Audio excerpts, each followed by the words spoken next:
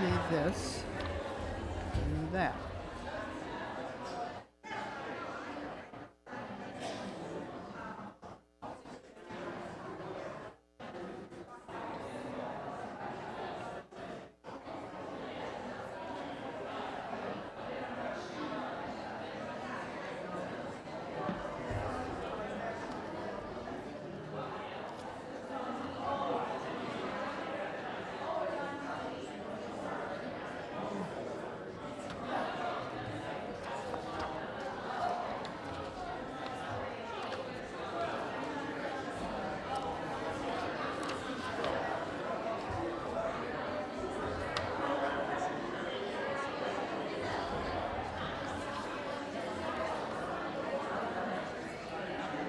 Grace and wisdom to act kindly, learning to distinguish between what is personal and what is not. May you be hospitable.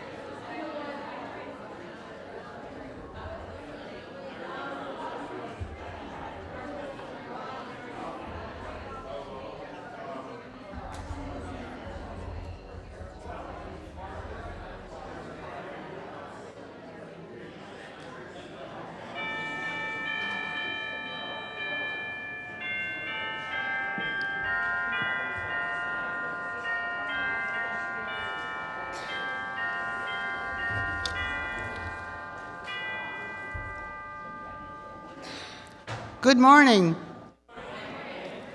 I'm Pat Solomon, a worship associate at UUCC. We especially welcome any guests who are visiting us for the first time, either here physically or joining in the cyber world. Our services seek to create connections with others and within, enrich our spiritual values, and represent our calling to live lives of equity and compassion. We come from different places, different religions, different beliefs, and different backgrounds. We hope you will find comfort, connection, challenge, and love here. We are a welcoming congregation, and you are welcome to be here to be your whole selves. If you're interested in more information on who we are, we invite you to fill out one of the guest cards in the pew rack in front of you. You can place it in the offering plate when it comes around, or so that we may reach out to you and answer any questions. If you're watching from an internet platform, you can go to our website at uucleveland.org or send an email. At the back of your order of service is a QR code. It will take you to our contact tracing form, which allows us to contact you if we learn that a contagious illness has occurred among today's attendees. We are about to enter into sacred space. Please take a moment to silence your phones or any other electronics that beep.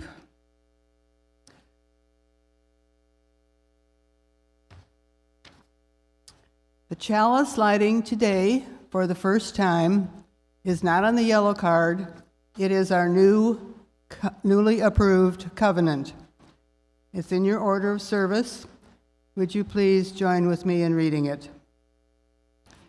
We cultivate trust with one another by celebrating differences, honoring boundaries, and offering compassion and care.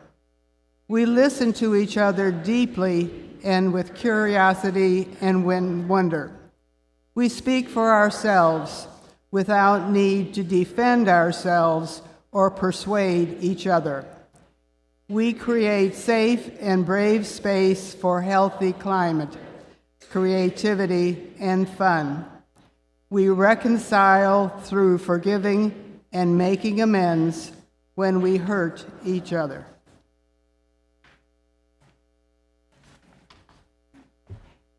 Good morning. I'm Reverend Randy Partain, minister of the Unitarian Universalist Congregation of Cleveland. My pronouns are they, them, and I'm delighted to be with you in worship today, whether you're here in person or joining us online. May we take this moment to set aside those things that might distract us from the connection that is possible here with one another, and may we do our part to create sacred space together in this time of worship. We're going to sing hymn number 1024 in the teal hymnal in just a moment. You may not even need the hymnal for this one. It's when the Spirit says do. But before we sing that together, I invite you to take a moment and greet those around you. If you see a face you don't recognize, make a special effort to make them feel welcome.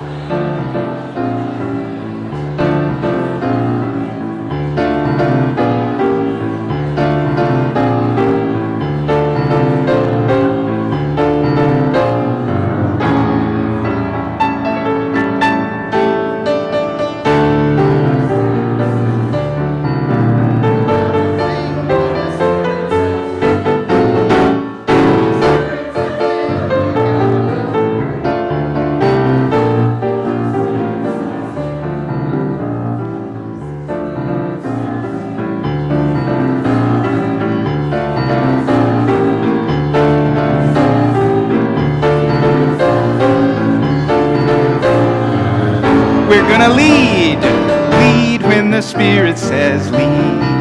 We're gonna lead when the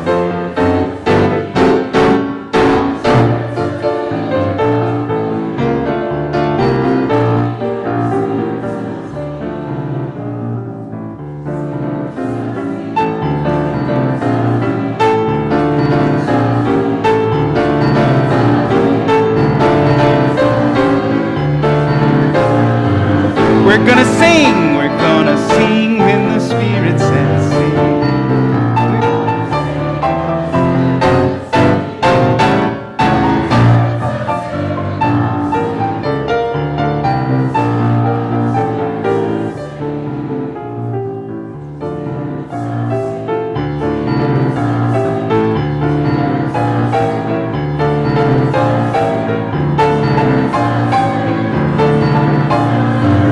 We're gonna shout when the Spirit says shout.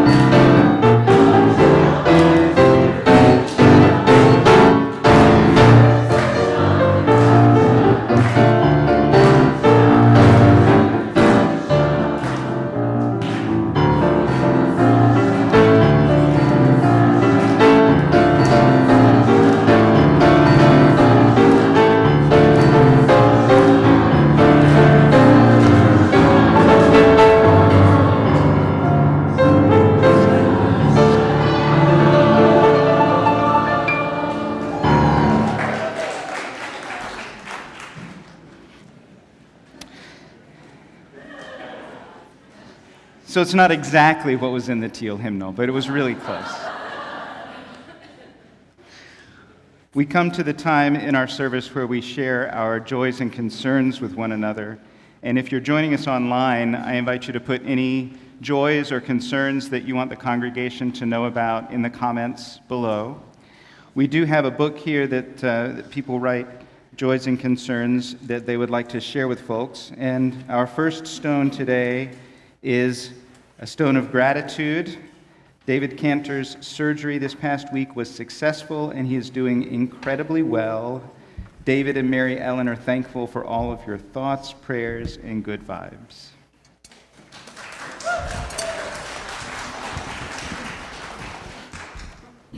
And also, especially printed out and taped in, with one's life profession transpiring, from time spent in high-tech inquiring to no longer employed, this small stone of joy will mark Leon Michaud's new retiring.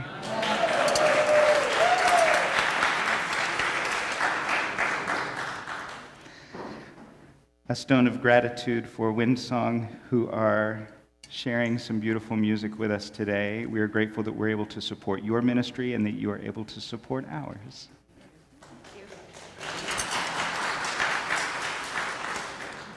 If you have other things that you want to acknowledge, other joys or concerns that you are carrying with you today, I invite you to come forward and place a stone in the water.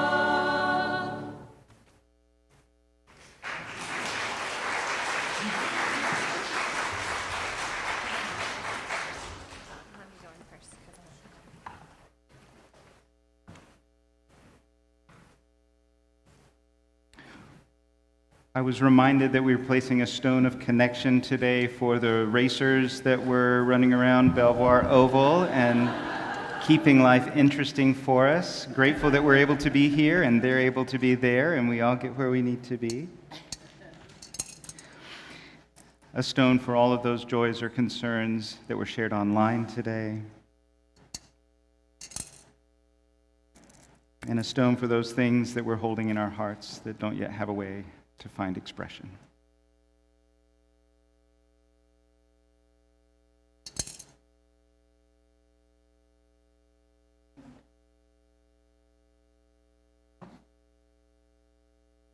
Well, good morning. You know, I realized last evening when I was finally catching up with some of our new members that I never get to introduce myself because the introduction part has happened by the time my part starts. So just in case you didn't know, I'm Dr. Allan, Georgia. My pronouns are he, him, and I do our religious education here. And I'm so glad to be here with you. Today is a day to delight in leadership. We are delighting in leadership today, and our leaders are amazing leaders, and UUCC, this community, has great leaders. This is a place full of extraordinary leadership energy. I think of the initiatives and the things that we do in our community. I think of our GCC people. I think of our Urban Hope people. I think of our amazing, wonderful YRE and RE volunteers, extraordinary people who've done all of these things, board people, so many different kinds of people doing so many different kinds of leadership. And for really important reasons, today we are celebrating those leaders and we are focusing on the skills and tasks and habits and virtues that go into meaningful leadership. But maybe there's another kind of set of skills that are also a mirror image of leadership. We don't talk about as much. And maybe, just maybe, in a UU congregation, a little bit controversial. Skills of followship. Not a highly following-centric group we have here necessarily, but that doesn't mean it's not important. Hard things are still important for sometimes. And it's important to note that skills of followship, the task to follow, those are really important skills, especially if you want to collaborate with one another, if you want to organize things in really meaningful ways, if you want to join strengths together with one another, and if you want to get a group where it's going, you need good fellowship. So I was thinking about how we could talk through some of the skills that go into fellowship, and immediately my brain went to my own formative experience in fellowship, which I hope is not unique to me. Does anyone recognize this from their kindergarten years? Do I have some volunteers who'd like to help me demonstrate some skills of fellowship? Please. 4 or 5 of you, wonderful. Thank you so much. This is how we learn, right? How to walk and to follow. So I have just a length of rope, and the whole idea is to grab on. No, this is not a jump. See, that would be tough fellowship, because with all of our people here, if we were jumping with this rope, we couldn't possibly all jump at the same time. So instead, we are going to follow as we walk down here, right? Just like this. Isn't it amazing what I can get us to do here? I know, but we have the rope. That would be a tough example of fellowship. Now, an important thing to note here, as I have some tough followers behind me, is that sometimes we're following, but we don't always have to be following. Sometimes that's just the task that is in front of us right now. These are all, I'm seeing some amazing leaders here. A choir leader, a board leader, teaching leaders, all kinds of leaders. But, well, I asked for volunteers, and so that is an important thing to note. Exactly. That's exactly what I was thinking, is exactly this. So here we are noticing that at this moment, the best thing to do in this following moment is to participate with this group and pull ourselves forward in order to get where we're going.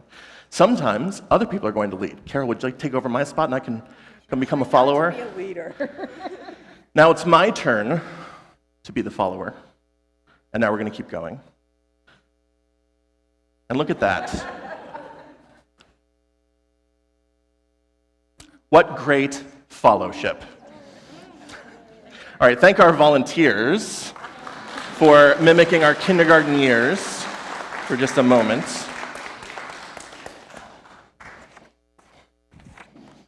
Sometimes we have to lead. And at those points, leadership is so important. But sometimes it's not our time to lead. And then it's important to recall what it is to be a good follower. After service today, I would like to invite anyone who would be interested to come and join us for our Soul Matters conversations in the library, where I'm going to chat with anyone who's there about our own experience with those who have modeled meaningful leadership and meaningful fellowship in our lives as we go into our time together in fellowship.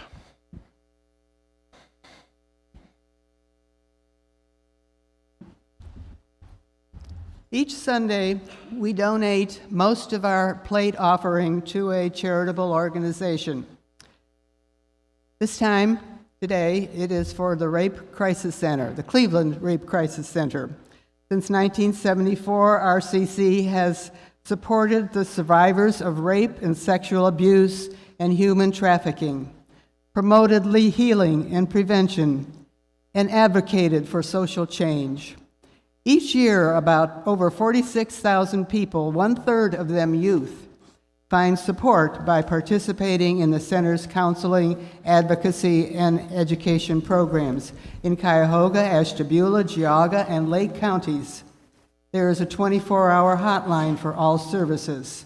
They serve all survivors of rape or sexual assault or human trafficking, regardless of age, gender identity, sexual orientation, race, income, ability, or religion.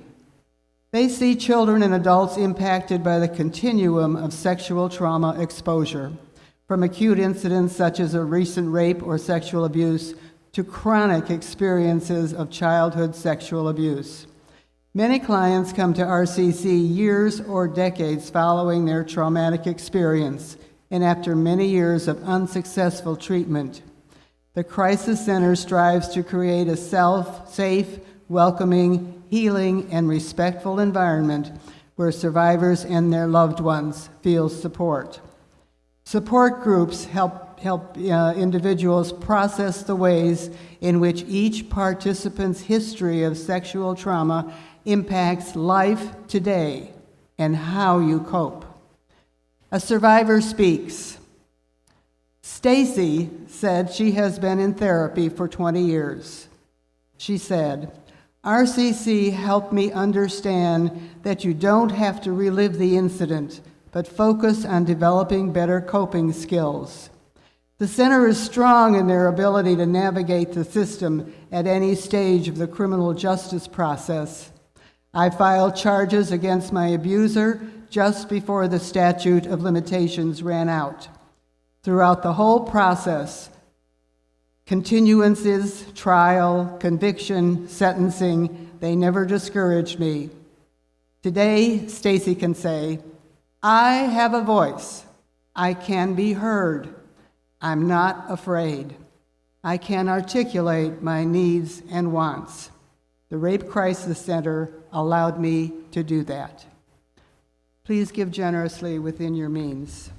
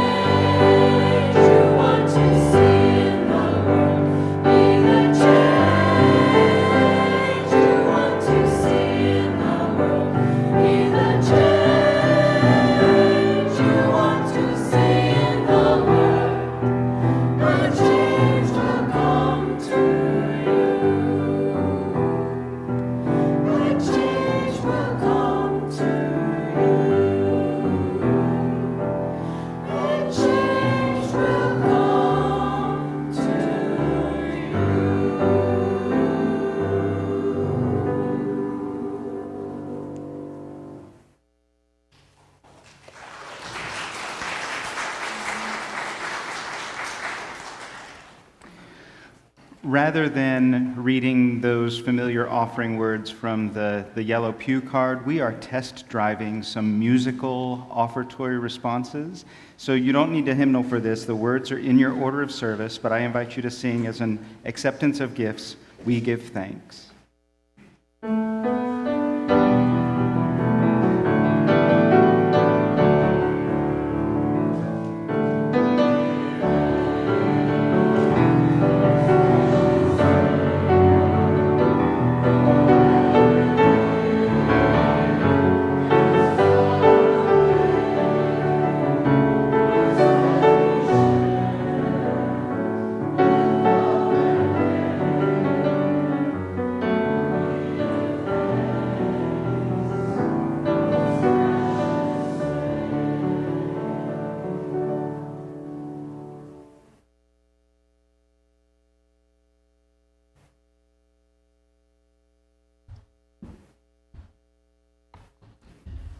To start off our service of thanking leaders, here is this poem by Irish poet John O'Donoghue.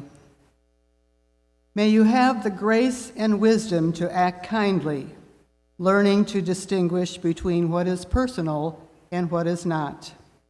May you be hospitable to criticism. May you never put yourself at the center of things. May you act not from arrogance, but out of service. May you work on yourself, building up and refining the ways of your mind. May those who work with you know that you see and respect them. May you learn to cultivate the art of presence in order to engage with those who meet you. When someone fails or disappoints you, may the graciousness with which you engage be their stairway to renewal and refinement.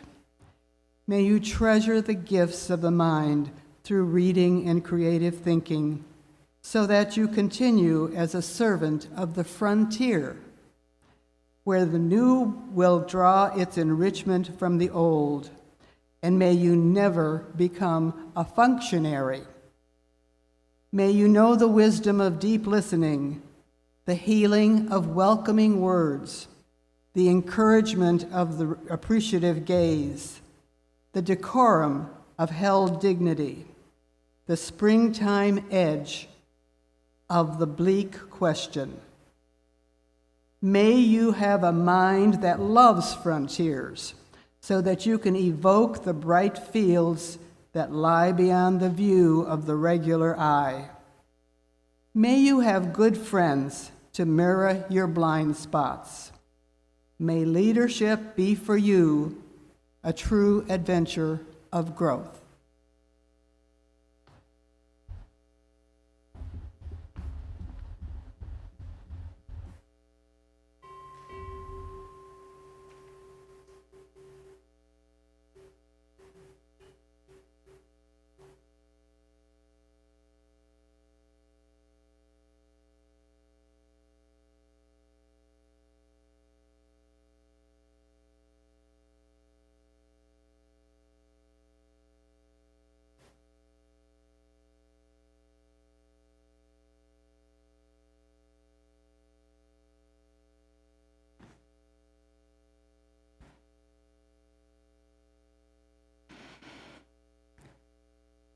I hear those words from John O'Donoghue and I think, wow, leaders need a lot. But it's true. I think sometimes we look to people who seem to have it all together and who have all the answers and who aren't questioning anything anymore, and we think, they should be our leaders. And John O'Donoghue is saying we need leaders who are always willing to be learning and on the edges of things and growing. And those are the qualities that we need most in the people who will lead us. So some of the things that I have been asked this morning, I just want to clarify, because we're in the sanctuary. It's summertime. For some of us, that means we're supposed to be outside because that happened one year. And so I know that we've got the tent over here in the east lawn for some outdoor activities, but we also you, as leaders, have invested in some live stream technology so that you, who are at home right now and are also leaders, can participate with us virtually. That technology doesn't go outside. It's here in the sanctuary. So we're going to be in the sanctuary for most of our summer services because we have been on that edge of learning and saying, what do we need as a community in order to help everyone participate as fully as possible? And so we will have some services. We've got a blessing of the animals that'll be outside, and we'll let you know all about that. Also, you will know when you pull up in the parking lot and everyone is outside that we're outside that day. But we take some things for granted. We mentioned last week at our flower ceremony that there are some things we tend to take for granted. And we might take for granted that everybody knows how things work, and that's just not true. Everybody doesn't know that. Some people are new. Some people come from other Unitarian Universalist spaces, and you think you know how Unitarian Universalism works because that's how it worked in that other space, and that's not how it works here. And so we have to always be learning what it means to be in community. And one of the things that we take for granted that people know is that Unitarian Universalism is an association of congregations. We don't have a leadership like some religions do, where we have a person in a fancy hat that is handing things down and we all do what that person says. We have a much messier, dynamic community, an association of congregations. We don't have complete agreement about much of anything among those associated congregations. But we do have conversations, and we deliberate together, and we make decisions democratically about how we want to move forward. Hopefully with our values and our principles as a compass, so that we can forge a collective path for what Unitarian Universalism is becoming as we continue to learn and grow. And being human, we sometimes get wrapped up in our own personal preferences and our own anxieties, and when we do, we forget to center ourselves on our life-affirming values, and we lose sight of our place in a larger community, but that's okay. Because being covenantal means that even at a congregational level, we can call other congregations back into that covenantal relationship. Just as individuals, we can call one another back into our mutual promises, if we're willing to listen to one another. So when we make decisions as an association, each member congregation sends delegates to our General Assembly to represent our role as one part of a greater body. It's a challenging role to be a delegate. Being selected as a delegate means that we trust your judgment, and also we trust your ability to center yourself in our shared values and principles and consider the future of our faith tradition. But beyond that, it means that we also trust you to hear all of our personal anxieties and our personal preferences and wisely make decisions navigating all of what you hear from us. Our delegates also have to make some important decisions that they need our feedback on. Our delegates, in fact, have information today about 6 possible actions of immediate witness to be voted on at General Assembly. These are statements about larger situations in the world that might invite immediate action from Unitarian Universalist congregations. And so these actions of immediate witness need to be narrowed down. We've got 6 right now. We can only really vote on 3. And so today, our delegates are going to be in the fellowship hall sharing some information about that and getting your feedback, which they need in order to do their jobs well. I want to invite any of our delegates I know all of our delegates aren't here in person, but any of you who are here in person, I invite you forward at this time. I'll let you come up here. And while you're moving, I'll just say it's really easy to make up our own stories about things and all sorts of things. And then we react to our stories rather than reacting to reality. We add all of our own filters to our experiences. And as delegates, you get to bear witness to all of those stories that we're making up about reality. And you have an opportunity to model for us how to reground in what is real and in our values and adopt a filter that tells a story of our life-affirming values rather than the story of our fears. Did you know you all did that? Okay, I see a nod. Okay. It's a big challenge.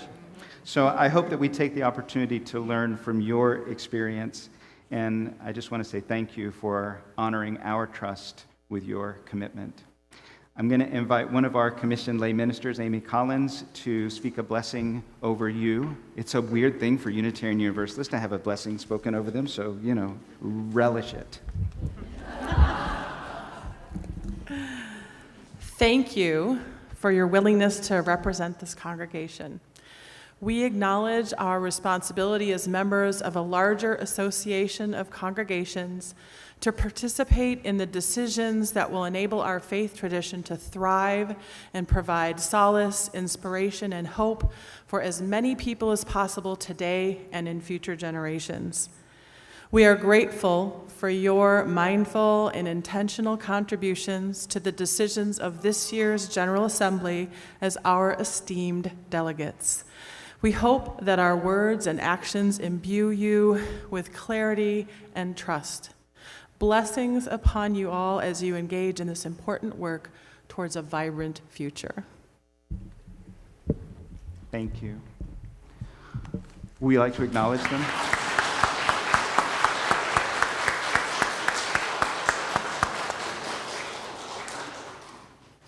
There's more work to come, but it's good to know that you're appreciated. This has not been an easy year to be in leadership. We have some phenomenal leaders here, but this has not been an easy year for it. There have been in-person activities returning, and it's been a real moving target, difficult to predict what people are going to show up for, what they're not, what else is going on. It seems like everybody everywhere has suddenly decided that the pandemic just doesn't exist anymore, and we're going to do all of the things that we missed out on all at once, and so people have overbooked their schedules. And we are finally figuring out what it means to be a reunified congregation, gathering together and breathing the same air with one another. That process got a little bit stymied by this COVID shutdown. And we have two very rich heritages with different practices and ways of being, and we're still figuring out what it means when we say, well, in the past we, or we have always, or we used to. Who is the we in that sentence exactly? And so we're figuring out what that means. Not an easy place to be as a leader. So let me say this, if you have been a leader over the past year, especially if you are stepping away from leadership, don't run away. And I'm serious. So often we get to the end of a run of leadership and we say, I want nothing more to do with any of that. It's exhausting. I just want to go hide. I get it. Because now that you've shown that you're a leader, people are going to ask you to do more things. And you love these people and you don't want to tell them no. But I'm going to tell you, it's all right to tell people no. It's all right to tell people, I'm just doing some things to nurture me right now, and I will get back to you on that maybe next year. Keep me in mind. I appreciate that you asked me, but not right now. You can say no, just say no, and that's okay too. But allow this community to nurture you. Let us know what you need now to restore some of your energy and some of your strength, and let it be okay to just be held. If you are leaving a position of leadership this year, we know that it's been tough. And so let us minister to you in the way that you have ministered to this community, and don't run off and hide. Please. If you do, I'll understand, but please don't. And so to speak a blessing over those people who have led over the past year, I want to invite our other commissioned lay minister, Mark Weber, forward to speak a blessing for you.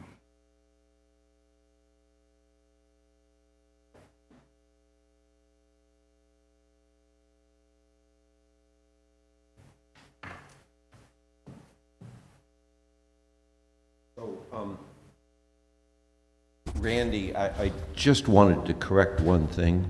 There is one person in this congregation who wears a fancy hat. And the reason... But don't try to tell us all what to do just because there's a fancy hat. And the reason that I'm reading this blessing is because, thank goodness, there are people in this congregation who did more than simply wear a fancy hat. And so for all of the leaders of the past year, board members, committee chairs, rank and file committee members, volunteers, GCC volunteers working in the kitchen, you name it, thank you.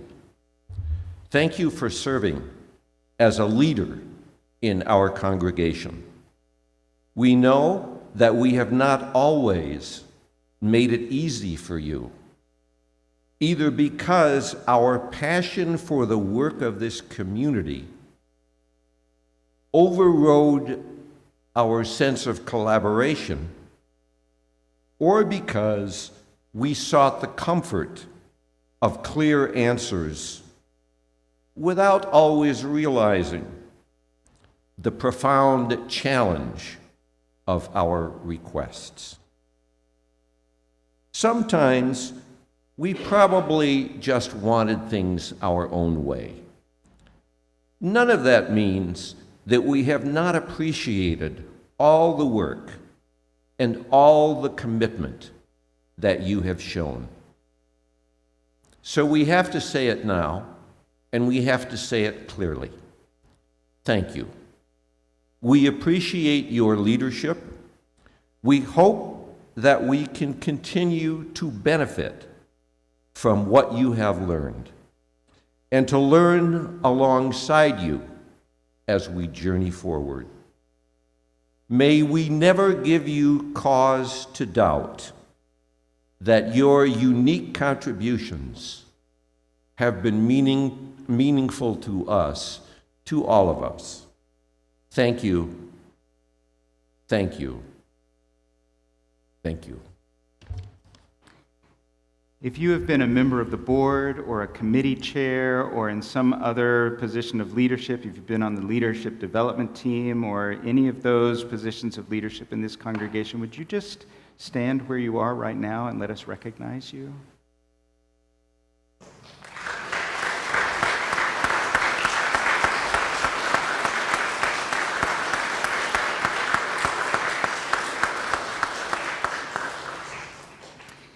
And I know that everyone isn't able to be here in person. If you're looking at this later and participating, or if you're participating right now from a distance and you've been leading in this congregation, I hope that you take in these words also just as deeply and understand that our appreciation is not restricted to this space right now. Wherever you are in this moment, we appreciate all that you've done for this congregation as well. We also have people who are stepping up to leadership in the year ahead. Some of them are the same people who just stood up. We're still going to be relying on you to do important work.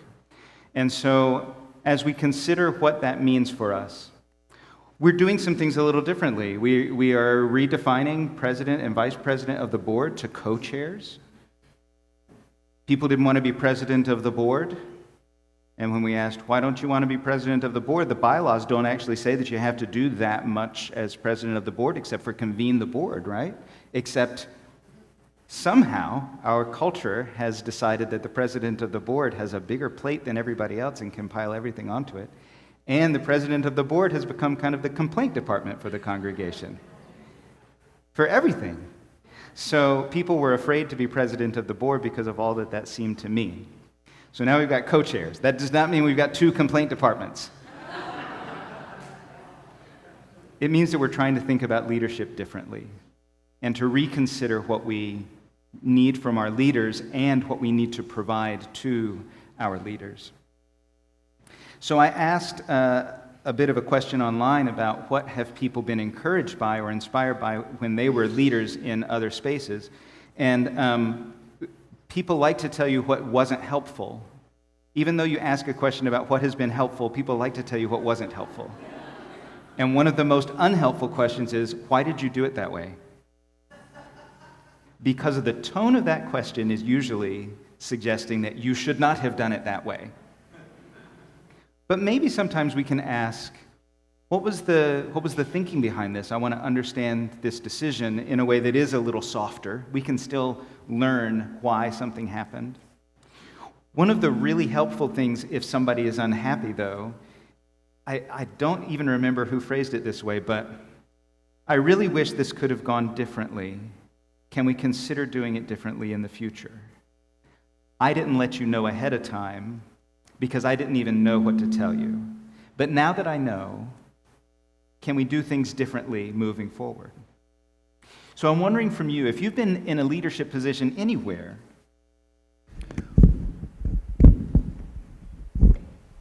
I should have turned that off first, sorry. If you've been in a leadership position anywhere, what has been helpful for you to hear from people? What things have you heard that helped you embrace your leadership more fully, and what have encouraged you to keep going, maybe through some difficult decisions? Supportive committee members. Supportive committee members is good, yeah. Can you pass this down to Steve?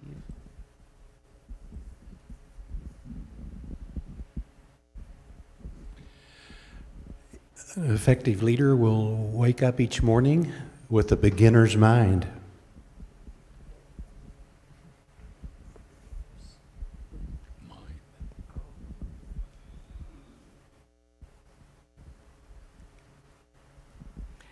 I find it helpful when people share the impact of decisions upon them, both the positive impact as well as potentially, unhappy things, because it informs. No one can ever know what everybody's experience is, and by sharing that, hopefully kindly and generously, that helps inform the future.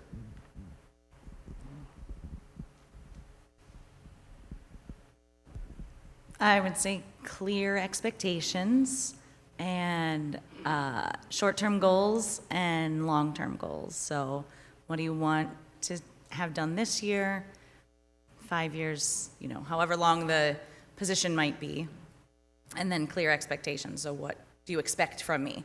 Because I don't know what to give you if I don't know what you expect me to give you. Yeah. Would you pass it back to Ray there? If you didn't like what a decision was made, suggest an alternative.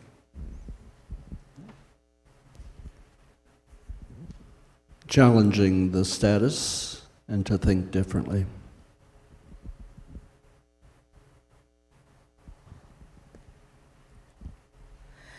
You can't do everything. You can only do so much.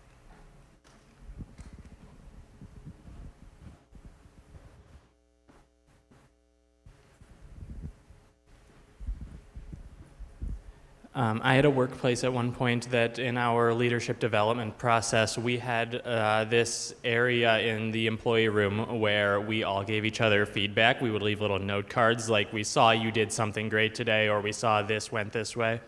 And we really developed a culture of this is important, and it's really important to give feedback to each other. And I found that was really helpful in developing good leaders in that space.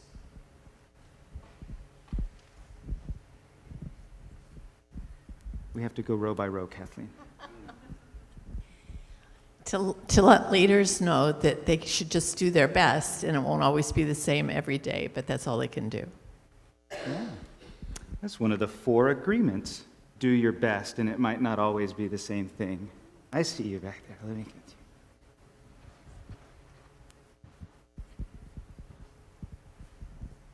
I think as a leader, when you get negative feedback about a problem and you make an adjustment, when that person comes back to you and shows appreciation or acknowledges that it did make a difference, or that they noticed that you made that shift or adjustment, makes all the difference. Mm-hmm. Lots of great ideas from people who have experienced it. Judy, did you have one? When I ran an office, well, let me preface it and say, last week I couldn't have been more excited that the word fun got in. Oh, I'm so excited. So when I ran an office, every Friday I would treat my small staff, all of us, to a meal together. So the letting down of the hair, breaking bread together, having a paradigm shift, I found immensely helpful and joyous and wonderful. Thank you for that. So the first thing that she said that not everyone heard was that she's grateful that fun got into our covenant because it's an important thing for a community to have. So what you just heard was an invitation about how to be in the year ahead. So with your leaders, and even if you are a leader with other leaders, offer positive feedback. Don't just wait until something is wrong. If that's a note in somebody's box, that's great. If you get to tell them face to face, that's great too. If you ask for something to change and you notice that it changed, acknowledge that. Let people know that you see it. If there's something that isn't happening that you would like to happen, then have a conversation with somebody and let them know what the impact is for you instead of just making demands. Sometimes people don't understand the ramifications of things as fully as we think they do. And it's not an intentional wound, it's just something that happens. And so letting people know what the impact is can make a big difference. Understanding the short-term and long-term goals. I was in a meeting this week where we were talking about something, and we had to keep going back in the conversation to an earlier conversation so that we would figure out what we really needed to ask. So understanding short-term goals and long-term goals, and if what I'm asking for can be done this week, that's great, but if it really needs to wait until next year, I'm just letting you know it's important to me. Those kinds of things are going to be important to our leaders. Generally, what I'm hearing is, be in loving relationship with the people who are serving in leadership. And if you're in leadership, have fun with the people that you're serving with so that you develop those kinds of relationships where we can give and receive meaningful feedback. Leaders here are not just the ones who make all the decisions. I know that during the pandemic, when there was a shutdown, that there was a small group of people who really, really committed above and beyond to help this community keep running and keep thriving. And it's easy now that we are shifting back into a different way of being, and we're not all shut down and we can gather in person and do a lot of these things. It's easy for those people who have been really running hard at keeping this community together to just keep doing that. So it's going to be a little bit of a shift for us to spread out leadership again and to help some other people be invited in. So maybe we can think of leaders not as the people who get all the credit and all the blame, but as the people who are the primary vision holders for this community, the primary collaborators, the people who ask wise, open-ended questions, not the people who have all the answers. And so if there are people here that you see as having some leadership potential, and you think, I would like to play with that person, think about inviting them into some apprenticeship now, so that when you need to take a break from leadership, that you've got somebody ready to just step in and that understands the role and the responsibilities. And if you're not leading something just yet, and you see some people around here and you think, I would like to play with that person, let them know, I would love for you to mentor me about how you do this thing.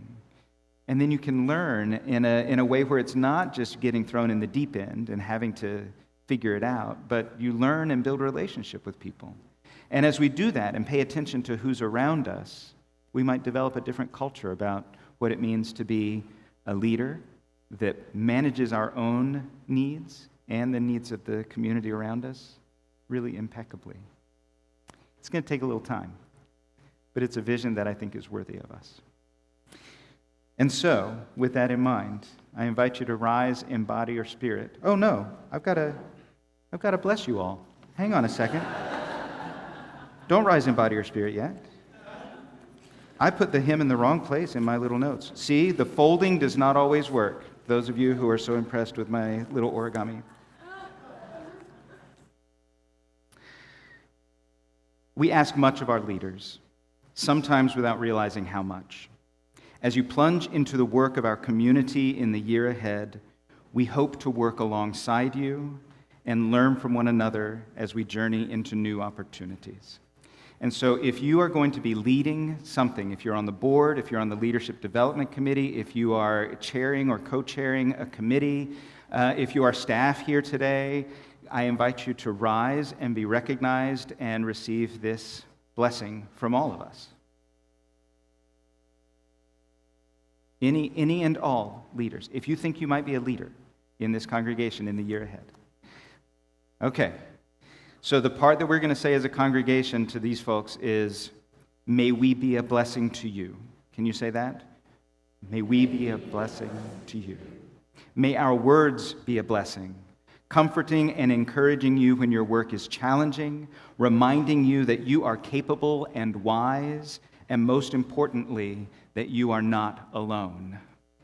May we be a blessing to you.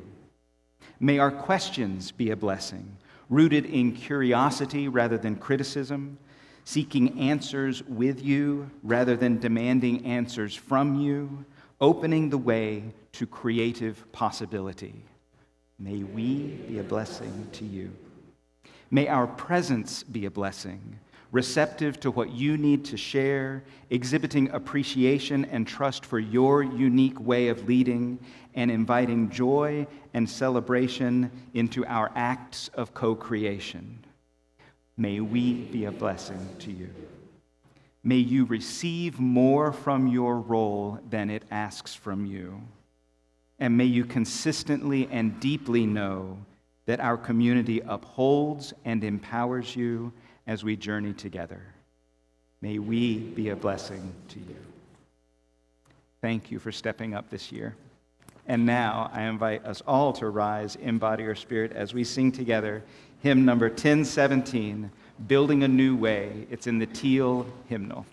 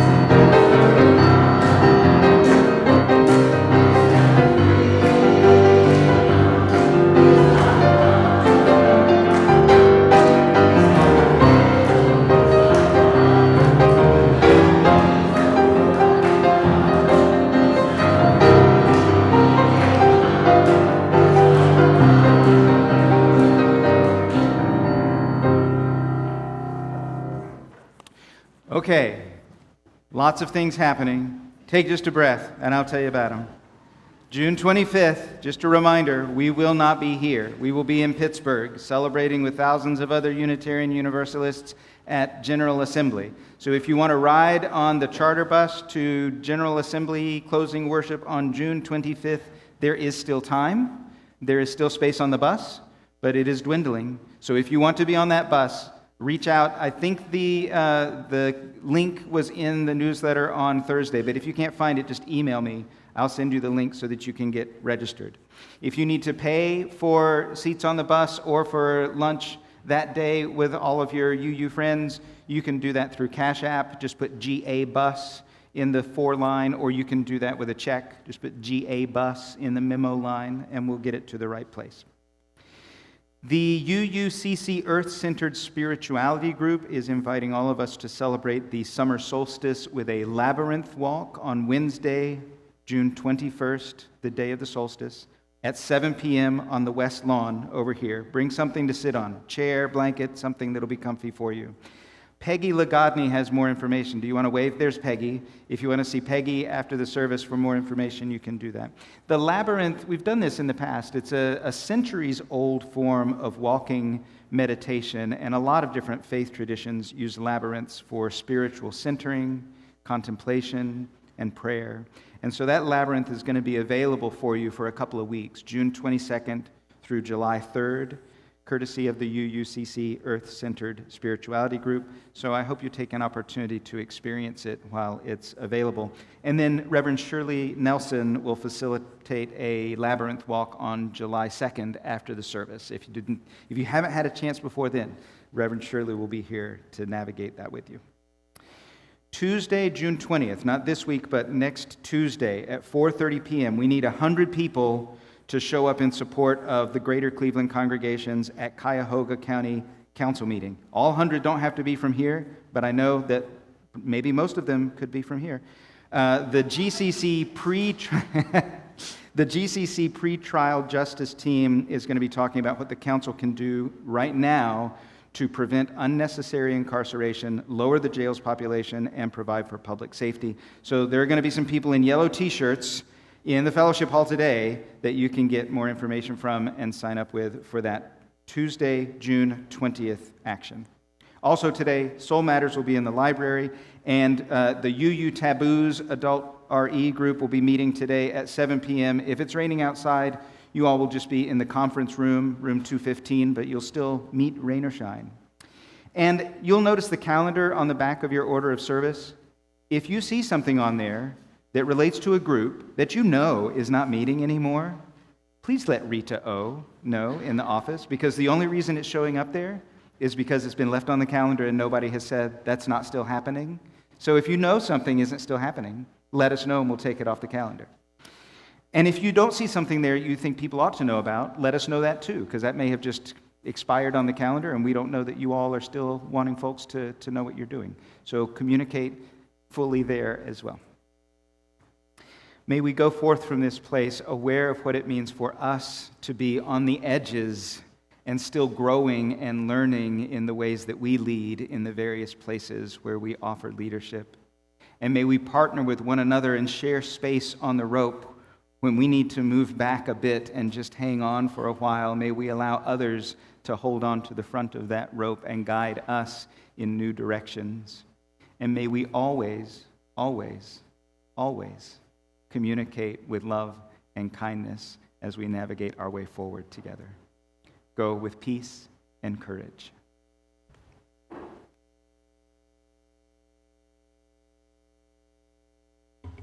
This time, we will be using the yellow card to extinguish the chalice. We extinguish this flame, but not the light of truth, the warmth of community, or the fire of commitment.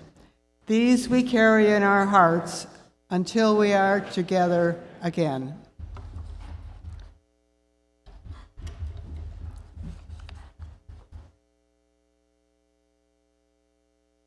Hi, folks. I just wanted to say a quick thank you to all of you for welcoming Windsong into this wonderful welcoming space. My name is Jessica Stiver, and I have the privilege of serving as the director of Windsong, Cleveland's feminist chorus. We would like to invite you to sing with us during this last song. According to Michael, a lot of you know this song. So if you are so inclined to sing with us, please follow along. This is One Foot, Lead with Love. Thank you again so much. One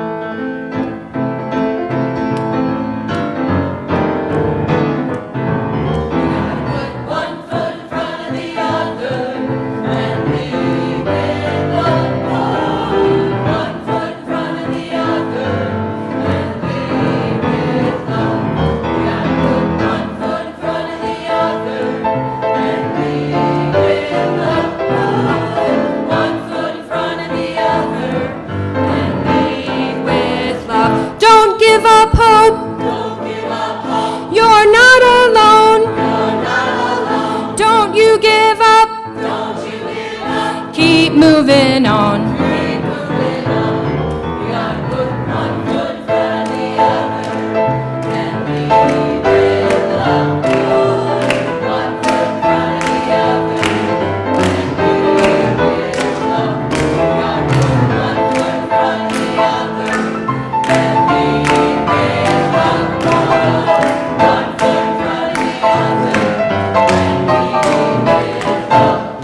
up your eyes. Lift up your eyes. Don't you despair. Don't you despair. Look up ahead. Look up ahead. The path is there. The